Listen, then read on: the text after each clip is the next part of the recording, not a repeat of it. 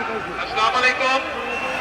আমরা যদি এক মিনিট আমরা যদি এইখানে আজকে যেহেতু আমাদের এখানে কোনো অনুষ্ঠান নেই, সেই জন্য আমরা যদি এক মিনিট আমাদের যার যতটুকু অবস্থান আছে সেখান থেকে আসুন, আমরা আমাদের দেশটাকে নতুন করে গড়ে তোলার চেষ্টা করি। যার পক্ষে যতটুকু সম্ভব আমরা সচেষ্ট হই দেশের জন্য। কোথাও যদি রাস্তায় একটি কাগজ পড়ে থাকে, ময়লা হয়ে থাকে, দরকার হলে সেটাকে আমরা সরিয়ে দিব। এভাবে ছোট ছোট করে কাজ করার মাধ্যমে আমরা দেশটাকে গড়ে তুলে আসুন। আর এখন আমি সকলকে অনুরোধ করব, দ্রুত আমরা রাস্তাটাকে খালি করে দেই যাতে সাধারণ মানুষ চলাফেরা করতে পারে।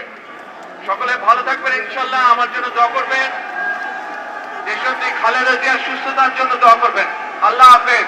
বাংলাদেশ জিন্দাবাদ।